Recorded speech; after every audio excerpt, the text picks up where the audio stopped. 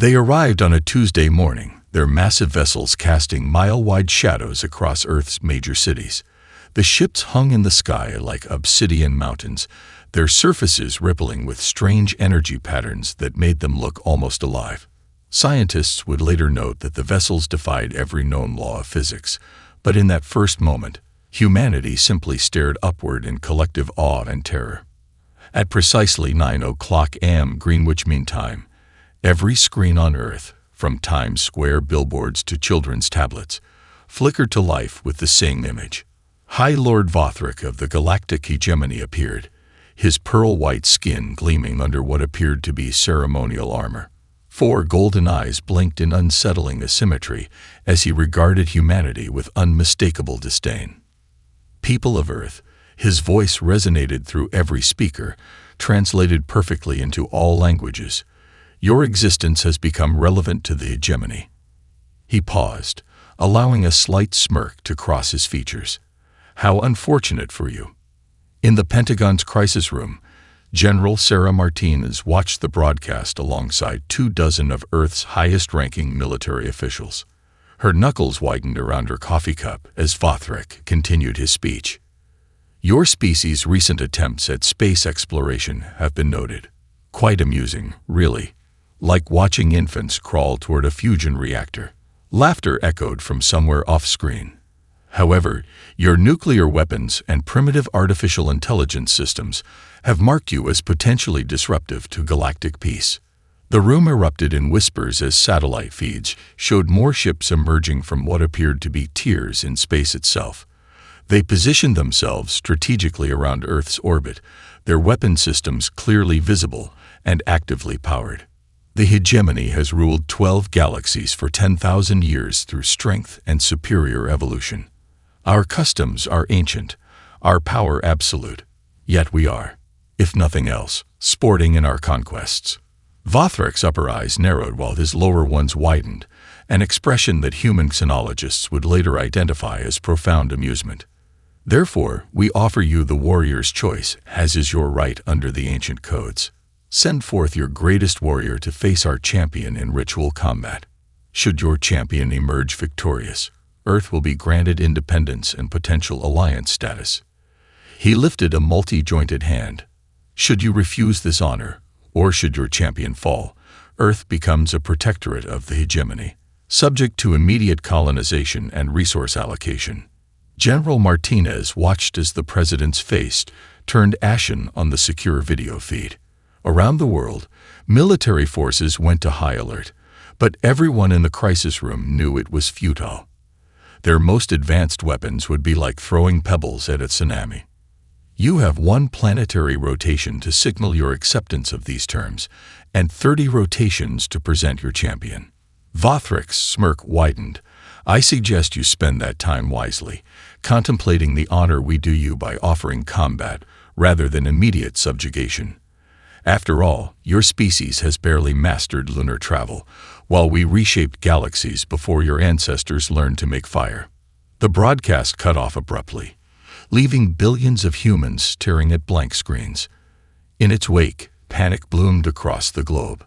Stock markets crashed, religions declared both apocalypse and salvation, and governments scrambled to maintain order. In the Pentagon, General Martinez found her voice first. Get me every Special Forces commander, every combat specialist, every fighting expert we have. Now, with all due respect, General, a young analyst spoke up from his computer station. Their technology suggests a level of advancement that makes our best fighters irrelevant. We're not just outgunned. We're dealing with beings who could probably reshape reality itself. Martinez turned to the window, watching the nearest ship hover over Washington, D.C. like a stalking predator. Then we better find someone who can reshape it right back. Because if we don't figure this out in the next 29 days, there won't be a human civilization left to defend.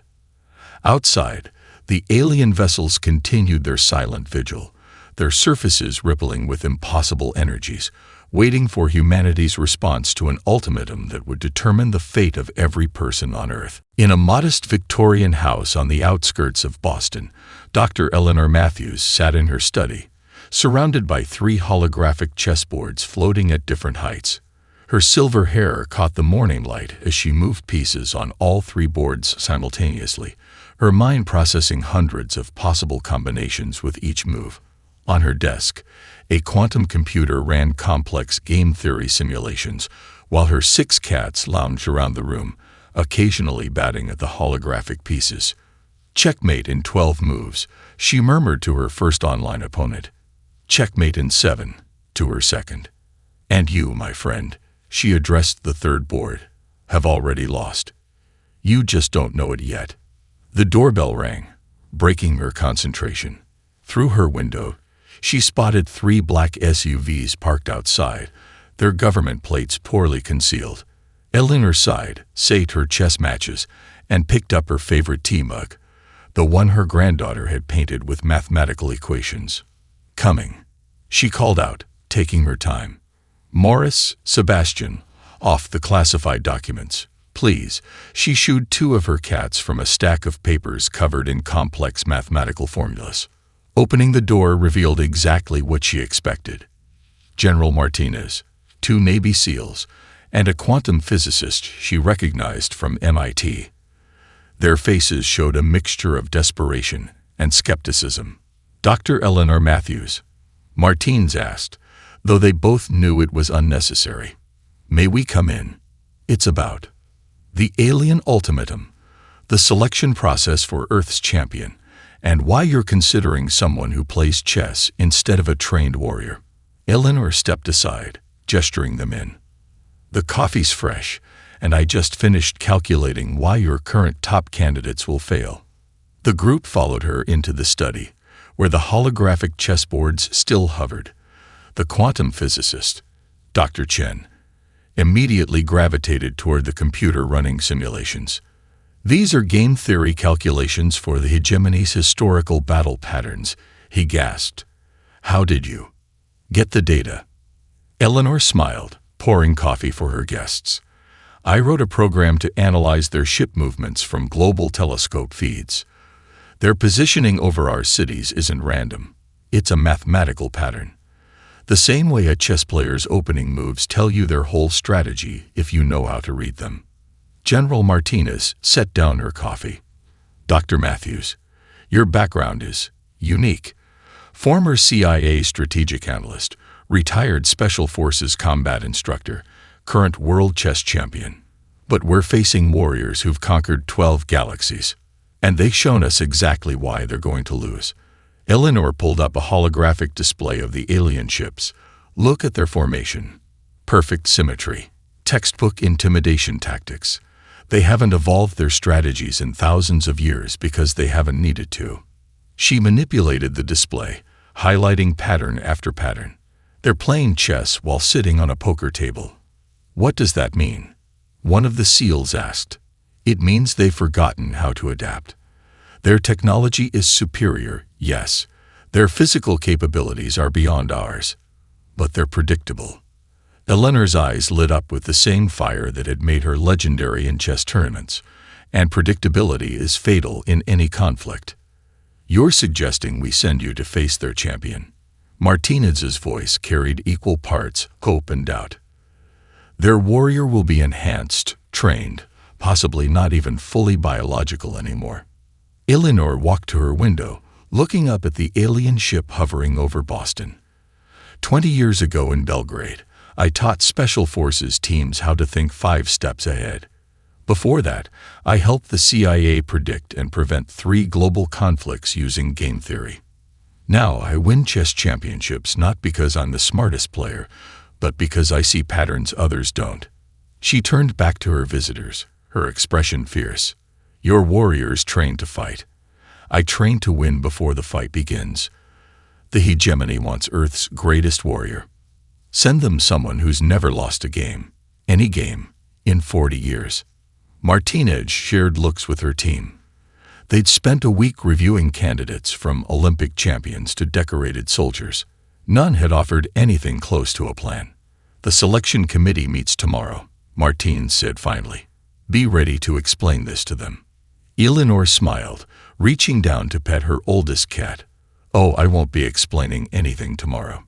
She gestured to her quantum computer, where complex simulations showed victory probabilities. I'll be showing them how I'm going to win. Eleanor's Victorian house transformed into humanity's most unlikely war room during the following weeks. The living room windows now displayed holographic star charts tracking hegemony fleet movements. Her dining room table disappeared under stacks of cynobiological research papers. The garage housed a combat simulation chamber that would have made military contractors weep with envy. Grandmother, Sarah Matthews called out, carrying 2 cups of Earl Grey into the garage. The Pentagon sent another message asking about your training regimen. Eleanor stood in the center of the simulation chamber, her silver hair tied back, wearing comfortable workout clothes. Holographic opponents flickered around her as she moved through combat forms that blended Tai Chi, chess strategy, and mathematical probability. Tell them I'm doing exactly what they wouldn't expect, Eleanor replied, her movements fluid despite her age. That's the whole point. Sarah watched her grandmother flow through the forms, noticing how each movement corresponded to equations floating in the air around her. The media's going crazy, you know. They're calling it a suicide mission, sending a chess player against an alien warrior. That's because they're thinking in straight lines. Eleanor completed her sequence and accepted the tea. The hegemony expects us to send our strongest, our fastest, our most lethal fighter. They've conquered 12 galaxies by being physically superior to everyone they've met. She smiled, but they've never faced someone who turned combat into calculus. In her study, 3 quantum computers ran simultaneously, processing centuries of hegemony battle footage caught by Earth's telescopes. Eleanor had written algorithms that translated alien combat movements into mathematical equations, revealing patterns so deep that become instinct to the hegemony's warriors. Look here. Eleanor pointed to a holographic display as General Martinez entered the room. Every hegemony victory follows fractal patterns. Their strategies are perfect, mathematically speaking, but they're recursive. They keep winning because they keep fighting species that think like they do. Martinez studied the complex displays. And you think you can use this against them? I know I can. Eleanor pulled up footage of her last chess championship. In chess, the player who can force their opponent to follow patterns while breaking free of them themselves always wins. The hegemony has turned their warriors into quantum computers, but they've forgotten how to improvise. She walked to a wall covered in diagrams of alien physiology. Their champion will be enhanced beyond human limits. Cybernetic reflexes, engineered muscles, probably some form of predictive AI built into their nervous system. They've made themselves into living weapons. And that's their weakness? Sarah asked, trying to follow her grandmother's logic. Exactly. Eleanor's eyes sparkled. They've optimized themselves for the wrong game. They think combat is about speed, strength, and perfect execution of proven techniques. But humanity. She gestured to her chessboards, her combat simulations, her mathematical models. We turned warfare into art long before we had the technology to make it science. The next few hours showed why Eleanor had been the CIA's top strategic analyst. She demonstrated how each seeming disadvantage could become a strength. Her age meant the aliens would underestimate her. Her preference for chess meant they wouldn't recognize her combat forms. Even her love of tea would play a role, though she kept that detail to herself. Dr. Matthews, Martine said finally, I'm starting to believe you might actually pull this off. Eleanor looked up at the alien ship visible through her window. General, I'm not trying to pull anything off. I'm going to win. She turned to her granddaughter. Sarah, dear, would you bring me the special project from the basement? Sarah returned with a sealed case. Inside lay what looked like a simple silver bracelet. What is it? Martines asked. Insurance, Eleanor replied, slipping it on. And proof that humanity's greatest weapon was never our strength. The bracelet glowed softly as it synchronized with her nervous system. It was our ability to take games seriously and turn serious things into games. Above them, The hegemony ships continued their silent vigil, their crews completely unaware that their greatest defeat was being orchestrated not in a military base, but in a grandmother's converted garage, between cups of Earl Grey and games of chess. The hegemony's combat station hung in Earth's orbit like a crystalline spider web, its transparent sections revealing thousands of alien spectators from across 12 galaxies. As the human shuttle approached, Eleanor sat calmly in her seat, sipping tea from her thermos, while General Martinez and her security team fidgeted nervously. "The station's power output is astronomical," Dr. Chen whispered, checking his instruments. "The arena alone could power Earth for a century." Eleanor nodded, her eyes fixed on the approaching structure. Noticed the geometric patterns in its architecture. The same fractal sequences we found in their combat formations. They've built their mathematics into everything they create. She smiled. How wonderfully predictable. The shuttle docked with a soft thud, and the delegation was immediately surrounded by hegemony guards. Their armor rippled with living metal, and their movements carried an inhuman precision that made the human security team's hands drift toward their weapons. High Lord Vothric appeared, his 4 golden eyes scanning the human group with barely concealed disdain. "Welcome to the Crucible of Champions." "Where?" He stopped, blinking asymmetrically. "This is your warrior." Eleanor stepped forward, wearing comfortable slacks and a cardigan, her silver hair neatly styled. The silver bracelet on her wrist gleamed subtly. "Dr. Eleanor Matthews, representing Earth. Lovely architecture you have here. The quantum harmonics in your structural design are particularly elegant." Vothric's upper eyes narrowed while his lower ones widened in that distinctive expression of amusement. "You send an elderly female to face Cathor the Undefeated, one who appears more suited to domestic pursuits than combat." "Oh, I do enjoy domestic activities," Eleanor replied, taking another sip of tea. "They provide such wonderful opportunities for strategic thinking. Would you care for some Earl Grey? The bergamot has fascinating effects on cognitive function." Laughter erupted from the gathering crowd of alien spectators. Vothric's skin flushed a deeper pearl color. "You mock our sacred combat traditions. Cathor has defeated 300 champions from across the galaxies. He is the perfect evolution of warrior science." "Perfect is such a dangerous word," Eleanor mused, already studying the arena through the transparent walls. "It implies there's no room for improvement, no space for innovation." Her eyes tracked every angle, every surface, her mind converting the space into a vast 3-dimensional chessboard. They were led to the preparation chambers, where Cathor waited to be presented to the crowd. The alien champion stood 3 meters tall, his cybernetically enhanced body rippling with engineered muscle and living metal. Combat data streamed across his eyes in a constant feed, and the air around him hummed with contained energy. "This is what you face, Earthwoman," Vothric announced proudly. "The culmination of 10,000 years of warrior evolution. His neural processors can calculate 1,000,000 combat scenarios per second. His reflexes operate at quantum speeds. His strength could shatter mountains." Eleanor walked a slow circle around Cathor, nodding appreciatively. "Impressive. You've turned him into a perfect fighting computer." She paused, meeting the warrior's engineered gaze. "Tell me, Cathor, do you play chess?" The alien champion's voice resonated with harmonic undertones. "I know all games of strategy from 12 galaxies. My combat databases contain every recorded technique of war." "Wonderful." Eleanor's eyes lit up. "Then this will be so much more interesting than I expected." She turned to Vothric. "Shall we begin? I'd hate for my tea to get cold." As they walked toward the arena proper, Martinez grabbed Eleanor's arm. "Doctor, are you sure about this? He's literally built to be unbeatable." Eleanor patted the general's hand. "My dear, that's precisely why he's going to lose. They built the perfect warrior for the wrong war." She straightened her cardigan and checked her bracelet.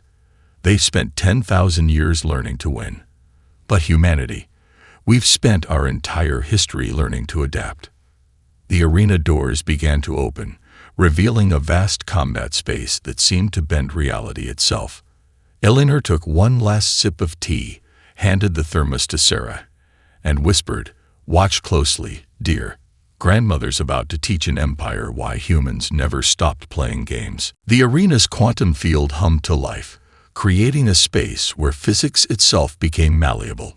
Platforms of solid light materialized at various heights, forming a three-dimensional battlefield that shifted and changed like a living thing.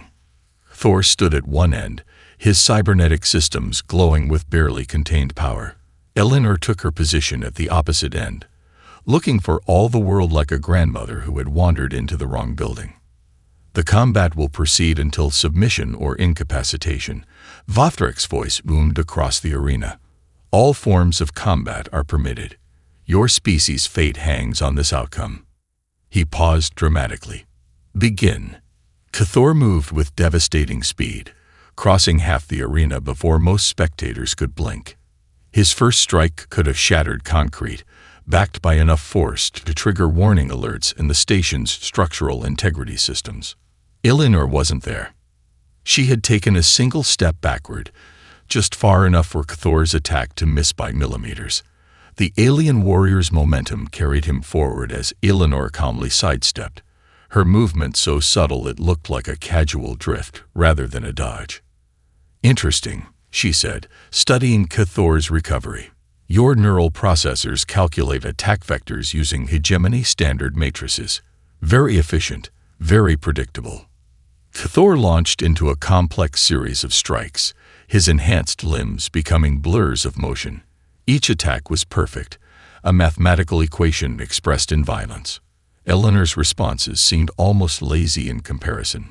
Small steps, gentle turns, minimal movements that nevertheless left her untouched. "Impossible," someone in the crowd shouted. "She's not even fighting back." But General Martinez, watching from the observation deck, saw what others missed. "She's writing something," she whispered to Dr. Chen. "Look at her movement pattern." Indeed, Eleanor's seemingly random movements were tracing complex equations across the arena floor. Each dodge and step was precisely calculated to draw Cthor into following her pattern without realizing it.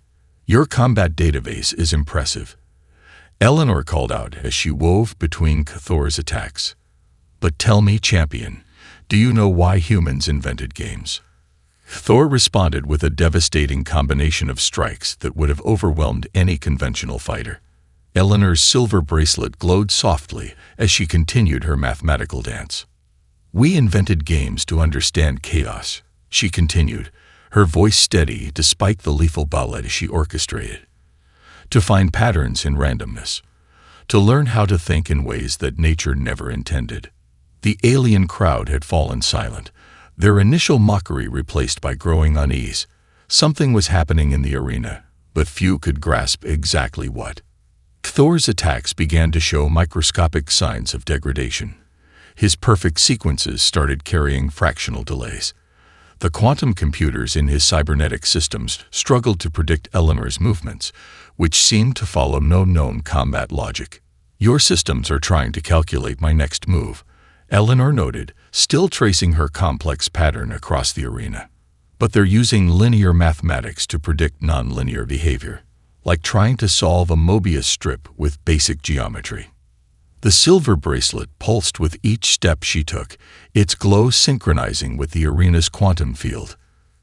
Thor's attacks grew more intense, but less precise as his combat computers encountered paradox after paradox in Eleanor's movement patterns. "You see," she explained, dodging another earth-shattering strike. "Humans never developed perfect combat forms because we were too busy inventing new ones. We never achieved mathematical precision in warfare because we were too focused on finding ways to break mathematical rules."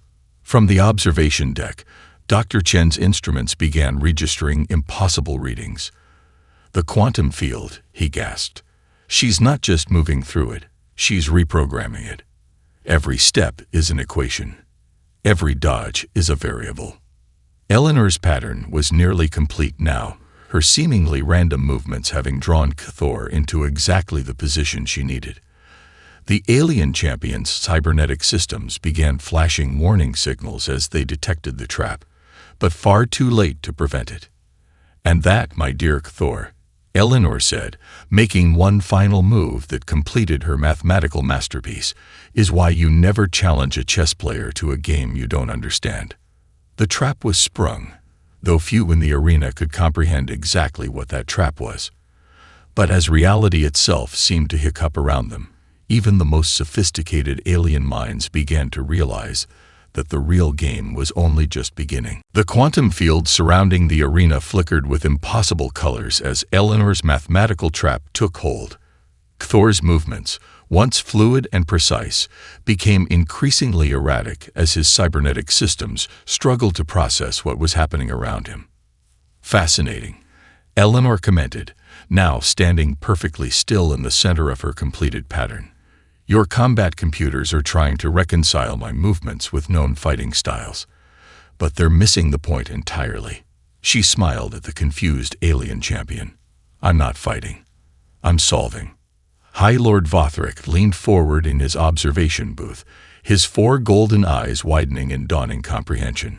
"Impossible," he whispered.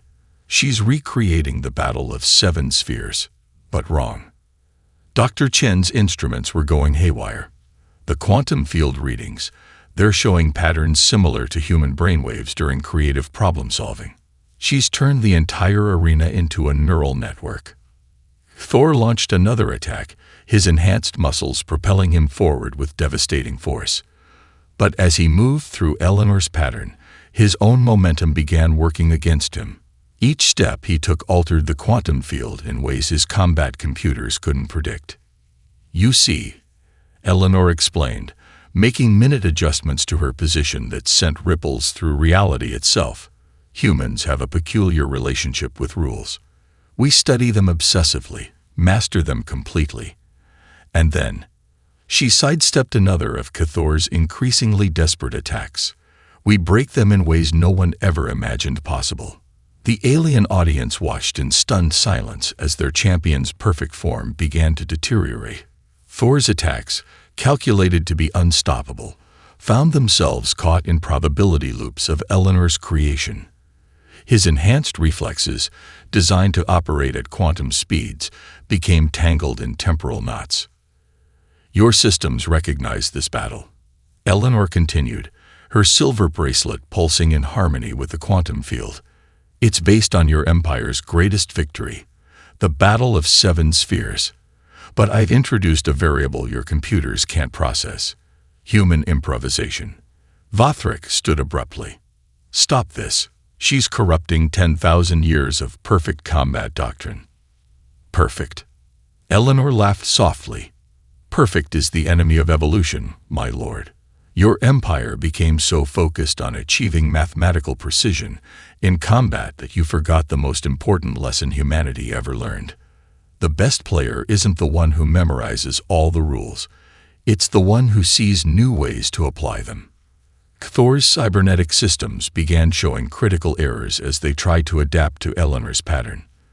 The more he fought against it, the more entangled he became in her mathematical web. His combat computers, programmed with every known fighting style in 12 galaxies, found themselves facing something entirely new. A battle that followed all their rules while simultaneously breaking them. "General Martinez," Eleanor called out, "remember what I told you about chess?" From the observation deck, Martinez nodded.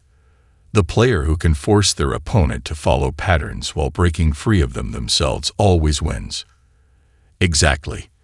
Eleanor's pattern began to pulse with energy as Cthor's movements became increasingly predictable. "I'm not trying to defeat your champion, High Lord. I'm teaching him, and your empire, a lesson about the danger of perfection." The alien warrior's attacks had become mechanical, locked into loops by his own combat protocols. Each movement was still flawless, still powered by enhanced muscles and advanced technology. But now they served Eleanor's strategy rather than his own. "Check," she said quietly, shifting her stance slightly. The quantum field rippled, And Cathor found himself moving exactly as Eleanor had planned, his perfect responses becoming perfect predictability. Dr. Chen's instruments suddenly stabilized, showing readings that should have been impossible. The pattern. It's not just a combat strategy. It's a proof theorem. She's mathematically demonstrating why creativity trumps perfection. Eleanor nodded, watching as Cathor's movements became increasingly constrained by his own programming. In chess, we call this position zugzwang, where every perfect move leads to defeat. She turned to Vothrek. Your champion isn't losing because he's weak. He's losing because you never taught him how to play imperfectly. The arena's quantum field pulsed with rainbow fractals as Eleanor's trap reached its final stage. Thor, the undefeated champion of 12 galaxies, found himself moving through predetermined patterns like a dancer who could no longer improvise the steps. Your combat systems are magnificent, Eleanor observed, her silver bracelet synchronizing with the cascading energies around them. They can process 1,000,000 scenarios per second, calculate optimal responses to any attack, even predict standard combat movements before they begin. She took a single step forward, causing ripples of probability to wash through the arena. But they share one critical flaw with every perfect system. They can't handle deliberate imperfection. Thor's enhanced muscles strained against the mathematical web Eleanor had woven. His cybernetic eyes flickered with emergency protocols as they tried to process the impossible scenarios unfolding around him. "Grandmother," Sarah called from the observation deck. "The quantum field is reaching critical harmonics." Eleanor nodded, her movements now precisely calculated to amplify the cascading effects. In chess, there's a concept called brilliant mistakes, moves that appear to be errors but are actually subtle traps. Humanity's greatest strength isn't our ability to be perfect. She deliberately stumbled, causing Cathor's combat computers to automatically trigger a killing strike that passed harmlessly through the space where she had appeared to be falling. It's our ability to use our imperfections as weapons. The alien champion's attacks became increasingly desperate as his combat databases failed to provide effective responses. Each perfect strike, each flawless combination only served to entangle him further in Eleanor's web of controlled chaos. "Your systems are trying to win," Eleanor explained, her voice carrying clearly through the stunned arena. "But I'm not trying to win. I'm trying to teach." Her next movement caused Cathor's predictive algorithms to crash completely. Humans developed games not to achieve perfection, but to understand ourselves. Chess, Go, poker, they're not about memorizing perfect moves. They're about learning to think in new ways. Dr. Chen's instruments were recording readings that defied conventional physics. She's created a feedback loop in the quantum field. The more perfectly Cathor's systems try to respond, the more they reinforce her pattern. High Lord Vothrek stood in his observation booth, all four eyes fixed on the impossible scene below. "Stop this. You're corrupting everything we've built." "No," Eleanor replied calmly, executing another seemingly clumsy movement that somehow caused Cathor's next 3 attacks to cancel each other out. "I'm evolving it. Your empire has spent 10,000 years perfecting your strengths. Humanity spent that time learning from our weaknesses." The silver bracelet on her wrist pulsed one final time as she moved to the center of her pattern. The quantum field began to resonate with her movements, creating a cascade of cause and effect that trapped Cathor in a prison of his own perfect responses. In chess, this is the moment where experience trumps calculation, Eleanor said, her voice gentle despite the energies swirling around her. "Your champion has fought 300 battles, but I've lost thousands of games, and each loss taught me something victory never could." Thor's cybernetic systems began to overload as they encountered paradox after paradox. His combat computers, trying to calculate the perfect response, found themselves in an infinite loop of contradictory solutions. "Checkmate," Eleanor announced, making one final deliberate move. The quantum field exploded with light as Cathor's systems crashed completely. The mighty warrior, enhanced by the most advanced technology in 12 galaxies, frozen in place by the elegant simplicity of human improvisation. How? Thor's harmonic voice carried confusion and something else. Wonder. Every move you made was flawed, imperfect. Exactly. Eleanor smiled, her silver bracelet powering down as the quantum field stabilized. I played like a human. And that was the one thing your perfect systems could never prepare for. An opponent who knows that sometimes the strongest move is choosing not to be strong at all. The silence in the arena lasted precisely 3 seconds before chaos erupted. Alien spectators from 12 galaxies burst into unprecedented displays of emotion. Some wept, others cheered, and many simply stood in stunned silence as their fundamental understanding of combat, strategy, and superiority crumbled around them. Eleanor calmly walked to where Thor knelt, his advanced systems slowly rebooting. She reached into her cardigan pocket and pulled out a small cloth bag. "Tea," she offered, her voice carrying clearly through the tumult. "I find it helps process new perspectives." The mighty warrior looked up at her, his cybernetic eyes recalibrating. "You could have destroyed me," he said, his harmonic voice carrying confusion. "My systems were completely vulnerable." "Destroying you would have been wasteful," Eleanor replied, helping him stand. "You're not just a warrior, Thor. You're a student who's been taught only one way to learn. Today's lesson was about showing you, and your empire, that there are infinite ways to grow." High Lord Vothrek descended from his observation booth, his pearl-white skin fluctuating with complex emotions. "This combat was meant to determine Earth's status," he declared, all 4 eyes fixed on Eleanor. "Instead, you've challenged the very foundations of our civilization. That's what humans do best." Eleanor smiled, sipping her fresh cup of tea. "We question, we adapt, we evolve. Perfect systems become stagnant systems. The moment you believe you've achieved perfection is the moment you stop growing." Dr. Chen approached with his instruments, still recording impossible readings. "The quantum field harmonics you created, they're not dissipating. They're spreading through the station's network, creating new patterns." "Of course they are," Eleanor nodded, "because I didn't just win a fight. I introduced a new way of thinking. The quantum computers in your systems are already beginning to process the implications of controlled imperfection, of brilliant mistakes, of creative evolution." General Martinez stepped forward, her military bearing softened by pride. "So what happens now? Will the hegemony honor its agreement?" Vothrek's upper eyes narrowed while his lower ones widened in an expression that this time showed respect rather than amusement. "Honor it. We must expand it. Your champion hasn't simply earned Earth's independence. She's demonstrated that humanity possesses knowledge our empire desperately needs." Thor, now fully recovered, bowed deeply to Eleanor. "I have won 300 battles using perfect forms. You won 1 battle by showing me that perfection itself can be a weakness. I request permission to study under you, Earth teacher."